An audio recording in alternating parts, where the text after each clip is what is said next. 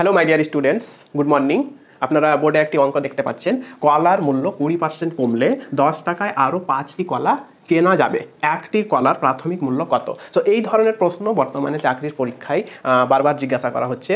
তো এই ধরনের প্রশ্ন যদি আমরা বেসিক নিয়মে করতে যাই তাহলে 3 থেকে 4 মিনিট সময় লেগে যাবে, কিন্তু পরীক্ষা হলে আমাদের চাকরির পরীক্ষার ক্ষেত্রে ম্যাক্সিমাম স্কোর করতে গেলে আমাদের 3 থেকে 4 মিনিট সময় দিলে চলবে না, আমাদের ম্যাক্সিমাম হলে 40 সেকেন্ডের মধ্যে একটা অঙ্ক করতে হবে। কিন্তু এই প্রশ্নটা আমরা এমনভাবে শিখবো যাতে আমরা 10 থেকে 15 সেকেন্ডের মধ্যেই করতে পারি এবং আরামসে এই প্রশ্নটা 10 থেকে 15 সেকেন্ডের মধ্যে করা যাবে। তাহলে দেখে নিচ্ছি কিভাবে আমরা করব।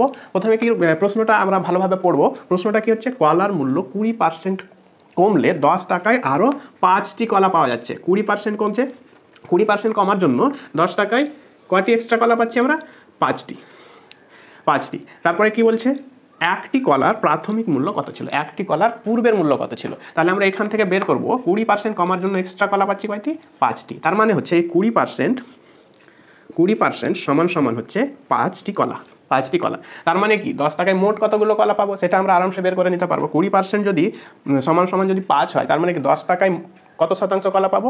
100%, 100% কলা পাবো। তার মানে কি 100% সমান কত হবে? 20% সমান 5 হলে 100% সমান 25। কী করে 25 হলো? এই 20কে 5 দিয়ে গুণ করলাম, এই 5কে 5 দিয়ে গুণ করলাম, এটা কি হয়ে যাচ্ছে 100, এটা হয়ে যাচ্ছে 25। তার মানে কি 100% সমান 25। তাহলে কলার মূল্য হ্রাস পাওয়ার পরে আমরা 10 টাকায় 25টি কলা পাচ্ছি। আর প্রশ্নে কি বলছে, 5টি বেশি পাচ্ছি। তার মানে কি পূর্বে আমরা 10 টাকায় কয়টি কলা পেতাম? আমরা পূর্বে 10 টাকায় কলা পেতাম, এখান থেকে 5 বাদ দেবো, কত? 20টি।